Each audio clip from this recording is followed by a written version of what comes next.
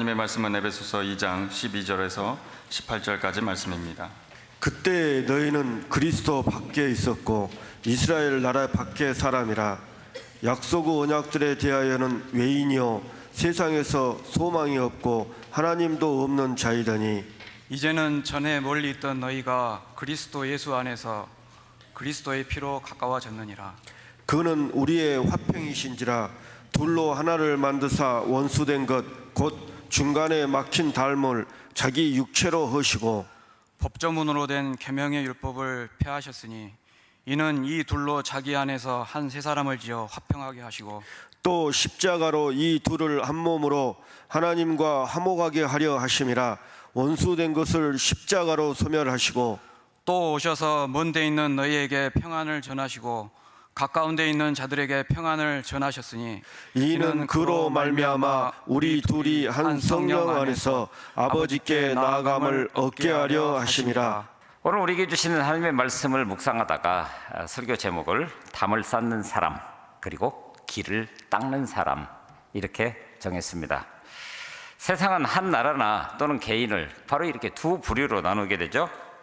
오늘 설교 제목처럼 하나는 담을 쌓는 사람이 있습니다. 그것도 높게 담을 쌓아가는 사람.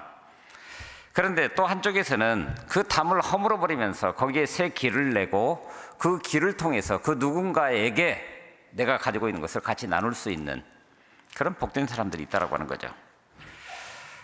몽고의 수도 울란바토르 근교에 가보게 되면은 8세기경에 돌궐 제국을 부흥시켰던 명장 토뉴쿠쿠라고 하는 사람의 무덤이 있고 거기에 비문이 있다고 합니다. 근데 그 비문에 이렇게 적혀 있답니다. 성을 쌓는 자는 망하고 길을 뚫는 자는 흥한다. 성을 쌓는 자는 망하고 길을 뚫는 자는 흥한다. 그렇죠? 닫아놓고 있으면 아무것도 되지 않습니다. 그러나 길을 내는 순간 교류하고 소통하고 그러다가 보면 피차에 공감하고 그래서 하나 되는 역사에까지 나아가게 됩니다. 지금 남북 문제도 그렇죠. 2018년 올해 들어서면서 동계 올림픽부터 시작해가지고 지금 숨가쁘게 지나가고 있습니다. 그동안에는 담을 더 높이 쌓고 그러다 보니 그 높은 담을 통해서 상대를 바라보게 되니까 부족한 그런 정보를 가지고 보게 되고 그저 보여지는 범위 내에서만 판단하다가 보니까 피차를 잘 이해 못했는데 그래서 그러다가 보니까 나를 지켜가기 위해서 더 높은 담을 쌓은 것 같아 보이고 그런데 남북 정상회담이 이루어지더니 또 북미 대화를 통해 물꼬를 트고 가고 그러면서 아직 아무것도 이루어진 것은 없는 것 같아 보이지만 새로운 기대를 가지고 내일을 바라볼 수 있는 그 단계까지는 왔다라고 하는 거예요. 그런데 그런 과정을 보면서 뭐 그렇게 만나서 협상이 어떻고 또 종전선언이 어떻고 또 평화조약이 어떻고 하면서 여러 가지 이야기들을 하고 있는데 근데 그보다도 길을 내고 서로 오간다고 한다면 그 길이 오히려 둘을 하나로 만들면서 더 탄탄대로를 걸어가게 만들어가는 그런 일들이 일어나지 않을까 이런 생각을 해보게 된다고 하는 거죠. 실제로 그렇습니다. 성을 쌓는 자는 망하고 길을 뚫는 자는 흥한다. 역사적 사건을 통해서 우리에게 증언해주고 있는데 먼저 진시 황제의 제국을 가장 먼저 통일하고 나서 가장 먼저 한 일이 만리장성을 쌓는 일이었다고 그럽니다. 근데 그 맹부인의 눈물이라고 하는 그런 책에 보게 되면은 그때 만리장성을 쌓았을 때 자기 남편이 온갖 고생을 다 하면서 결국은 그 만리장성을 쌓는 데다가 자기 남편을 그대로 보낼 수밖에 없는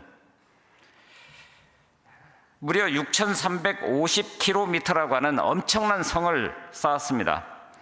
그런데 역사자들은 흉노적 등의 침입에 방비하기 위해서 그렇게 높은 그리고 긴 장벽을 세웠다라고 얘기를 하는데 근데 그 성이 그 제국을 지켜주었을까요?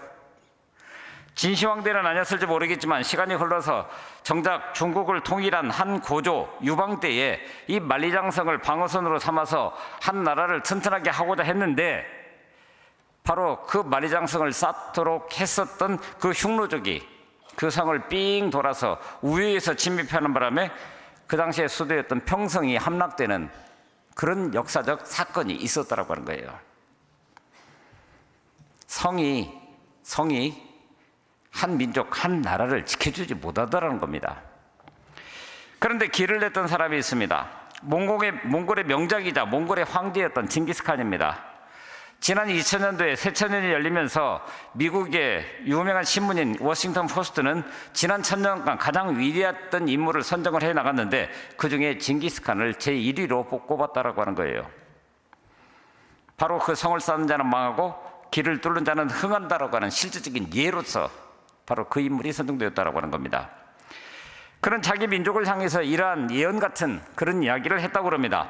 내 후손들이 비단옷을 입고 기와집에서 살 때 내 제국은 멸망할 것이다.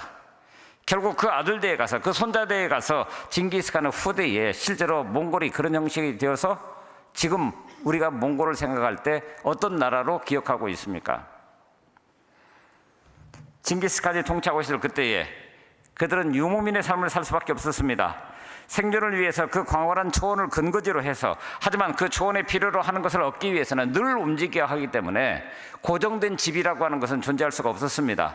그러니까 파오라고 하는 천막 같은 그런 아주 간단한 집을, 그러면서 기동성을 가지고 움직여가면서 그들의 생존을 위해서 자신의 모든 것들을 드려야 되는 그런 때였다고 하는 거예요.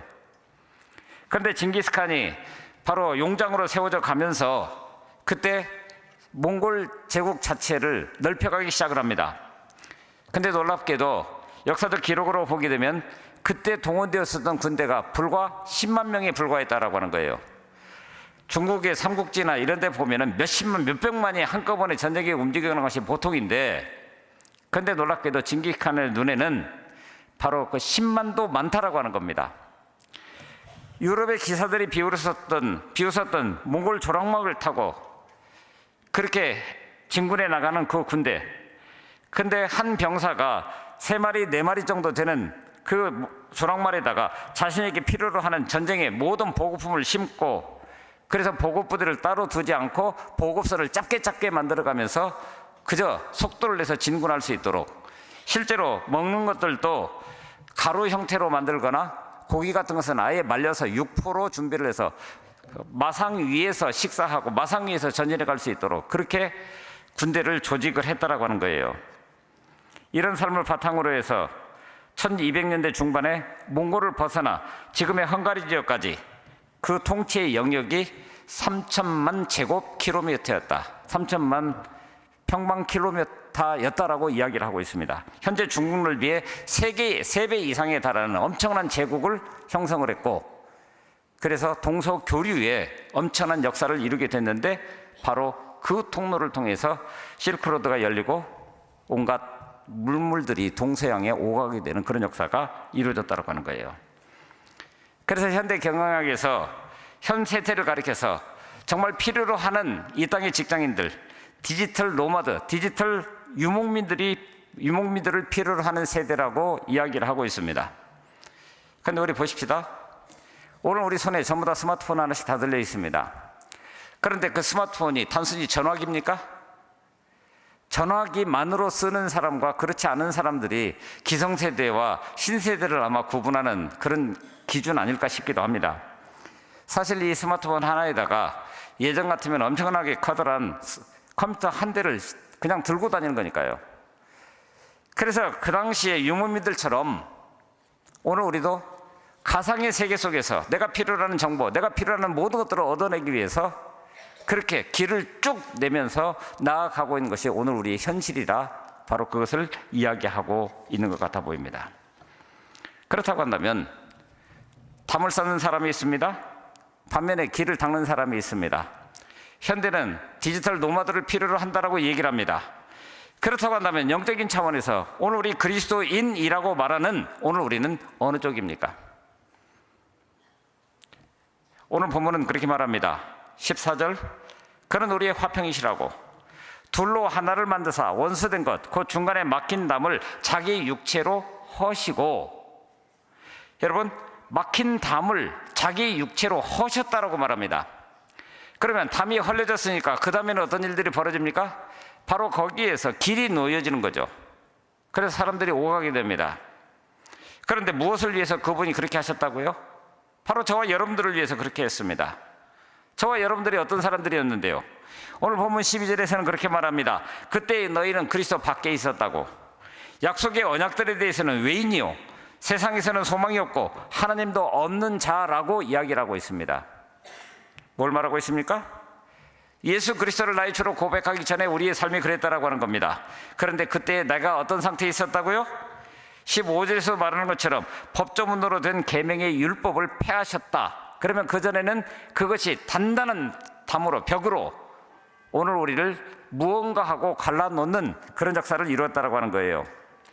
그래서 오늘 우리는 자기 자신을 지키기 위해서 율법이라고 하는 담을 높이 쌓아 올렸거나 아니면 그 반대로 율법에서 제외된 사람들이라고 한다면 나름대로 어떤 틀을 구성을 하고 그 안에서 자꾸 자신을 지켜나가기 위해서 담을 쌓고 또 쌓고 더 높게 쌓아가는 그런 삶을 살았던 그런 사람들이었다, 이렇게 말하고 있는 겁니다. 예수님께서 사도 바울이 바로 에베소 교회 성도들을 향해서 이 말씀을 하셨을 때 성전의 상황이 그랬다라고 하는 겁니다. 최근에 발견된 어떤 비문에 보면은 성전터에서 발견된 그 비문에 이 선을 넘어서면 죽는다, 그런 비문이 발견됐다라고 하는 겁니다. 성전의 구조를 잠깐 보게 되면은 바로 맨 먼저 들어가서 성전에 이방인의 뜰이 있습니다. 그리고 이방인의 뜰을 넘어서 여인의 뜰이 있고 여인의 뜰을 넘어서 유대인의 뜰이 있었습니다. 당연히 유대인 남자들을 말합니다. 뭘 말하고 있습니까? 영역이 정해져 있다고 하는 거예요. 그런데 이방인이 여인의 뜰을 넘어서 성전 안으로 들어가게 되면 어떻게 된다고요? 죽는다예요. 그게 그 당시의 법이었습니다. 여러분, 우리 한번 생각을 해보십시다. 이방인들이 성전에 왜 들어옵니까? 아무리 이방인의 뜰이라 할지라도 하나님을 예배하기 위해서 아닌가요?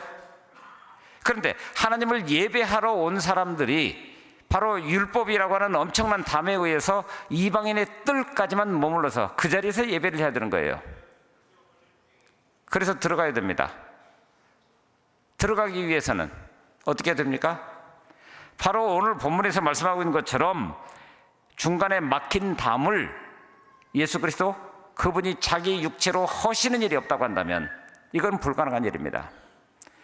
그래서 예수님께서 십자가에 달리셨을 때에 성전의 휘장이 무너지면서 하나님 스스로가 거룩하다라고 이야기하는 지성소와 그리고 제한적으로 대제사장이 머물 수 있는 성소를 구분을 철폐를 해버리시고 그리고 그 사이사이에 그들 나름대로 뜰이라고 간직하고 있던 그 모든 것들을 해소함으로 인해서 이제는 남자든 여자든 이방인이든 아니든 종이든 자유자든 누구라도 주 앞으로 나올 수 있는 그 길들이 새롭게 열려졌다라고 오늘 우리에게 이야기를 하고 있는 겁니다.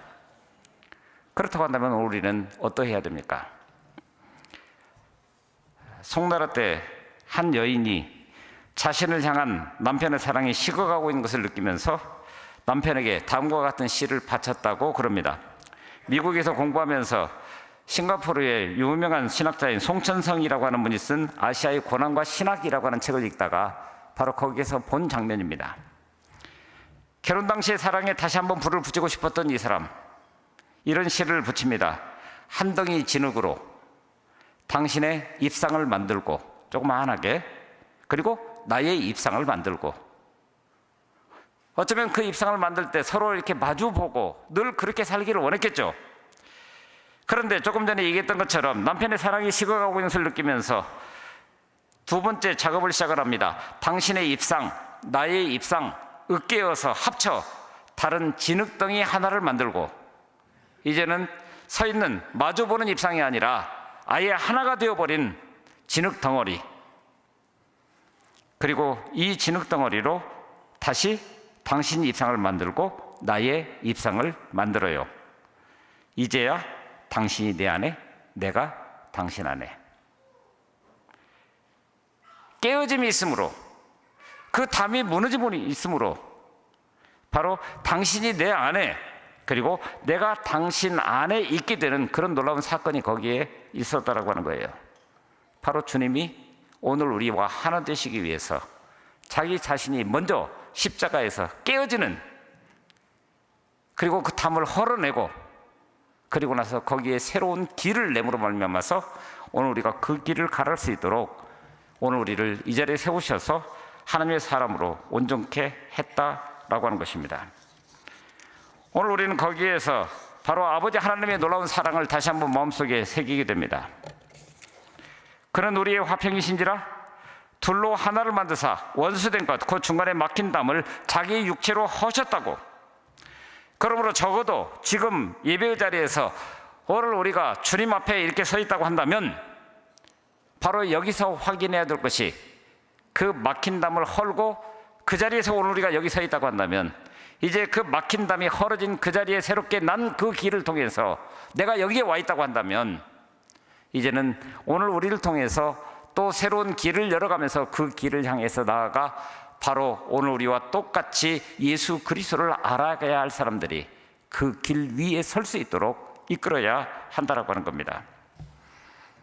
말씀드린 대로 우리 주님 그리고 그 뒤에서 사도 바울은 바로 갈라져 있는 것을 하나로 만든다라고 하는 것이 어떤 의미인지를 끊임없이 이야기를 합니다. 유대 사람과 이방 사람, 남자와 여자, 자유인과 종, 그리고 그 어떤 부류의 사람이든지 간에 자신의 몸을 허무셔서 원수된 것을 없애시고 여러 가지 조문으로 된 계명의 율법을 폐하심으로 말미암아서 오늘 우리가 이 자리에 설 수 있도록 하셨다라고 하는 겁니다. 그래서 어떤 신학자는 바로 그 본문을 이야기를 하면서 우리 주님은 경계선 가로지르기에 아주 익숙한 분이시다. 경계선이 놓여져 있습니다. 그 경계선이라고 하는 것은 통행 금지를 말합니다. 그런데 유유자적 바로 그 경계선을 가로지으면서 거기서 만나는 수많은 사람들에게 하나 되는 귀한 역사를 이루셨다라고 하는 거예요. 우리는 요한복음 4장에서 한 수가 여인과의 대화를 보게 됩니다. 수가성 여인입니다. 그 전체적인 내용을 보게 되면은 결혼을 5번이나 한, 남편이 5이나 있는 그런 여자였습니다. 그러니 대체적으로 아침 서늘할 때나 저녁 서늘할 때에 물길로 나오는 것이 통상적인데 한낮에 물길로 올 수밖에 없는, 사람들의 눈을 피해서 전전긍긍하면서 살아갈 수밖에 없었던 그런 사람. 그런데 수가성 그 여인하고 만나서 대화하는 과정에서 바로 그 경계선을 가로지으면서 유대인 남자인 예수 그리스도, 사마리아인 여인인 수가성 여인, 하나 되는 역사를 이루신 거예요.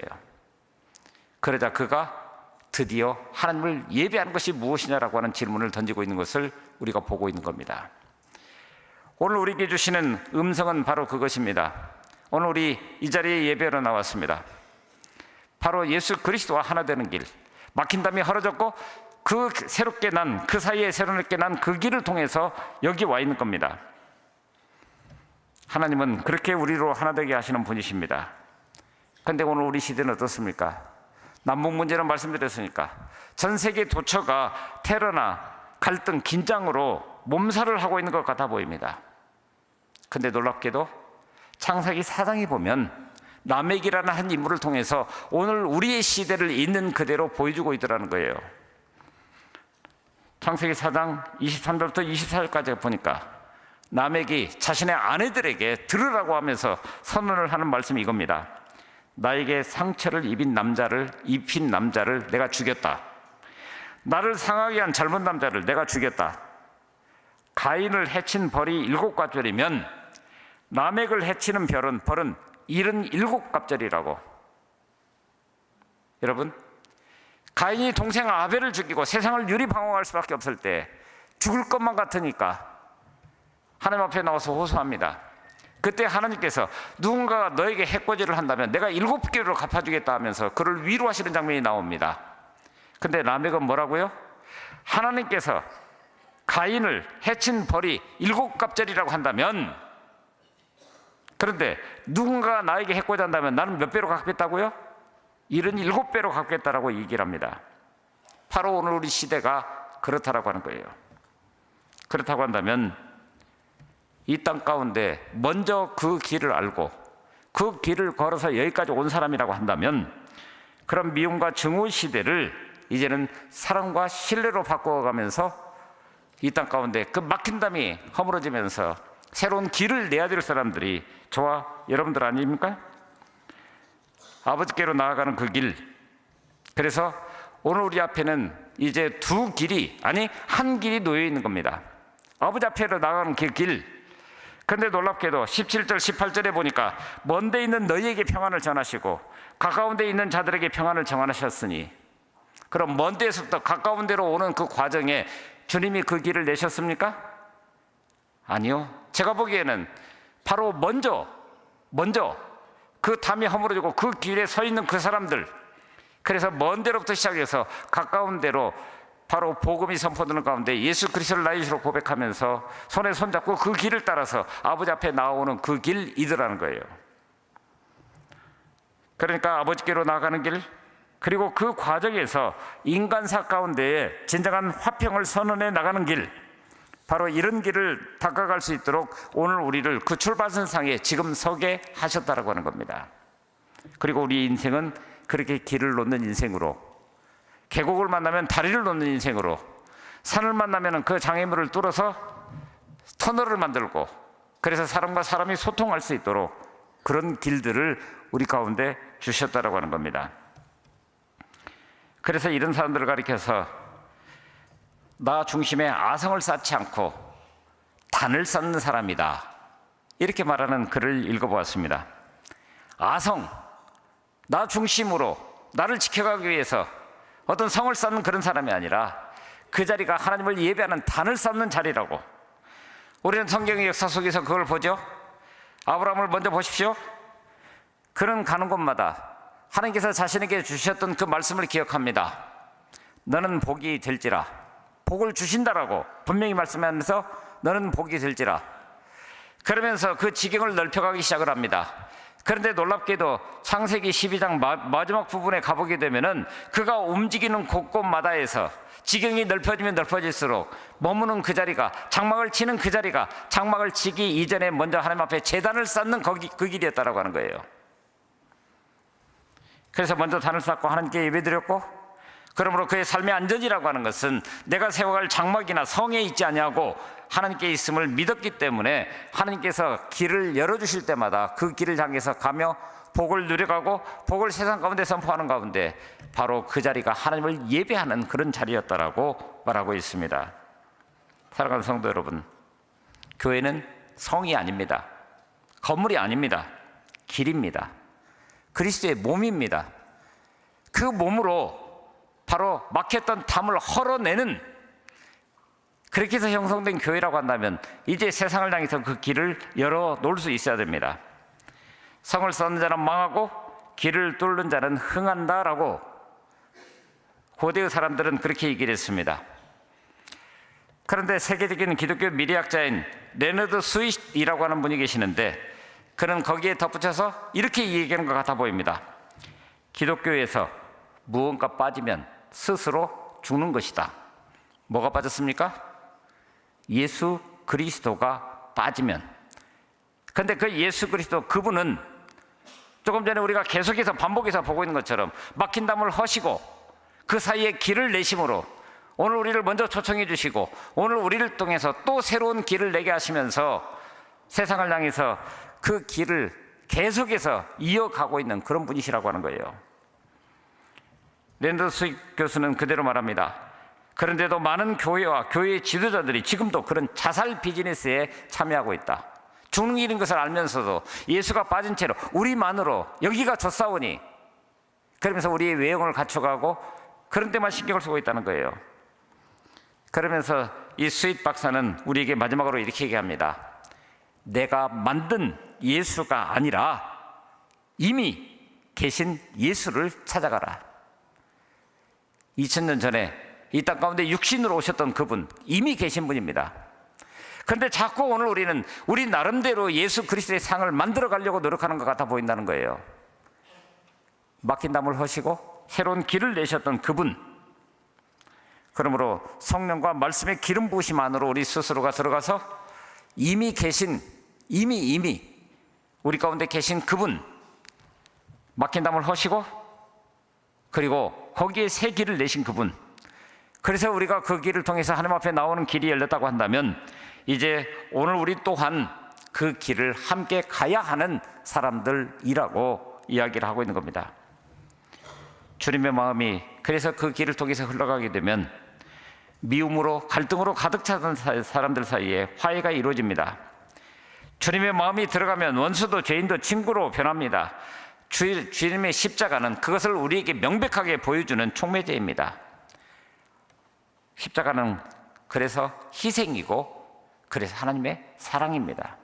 그 사랑이 오늘 우리 가운데 그렇게 난 새 길을 통해서 끊임없이 쏟아져 내려오고 있습니다. 오늘 우리로 새 길을 내가면서 그 길에서 내가 만나는 어떤 관계, 내가 만나는 어떤 그 사람, 그런 사람들과 더불어서 그 길을 향해 하나님 앞으로 나아올 수 있도록 오늘 우리를 여기 세우셨다라고 하는 거예요. 이런 기쁨과 감사를 가지고 오늘 우리를 통해서 하늘의 놀라운 역사를 이 땅 가운데 귀한 열매로 남겨가는 그런 귀한 날들이 함께할 수 있기를 간절히 바랍니다.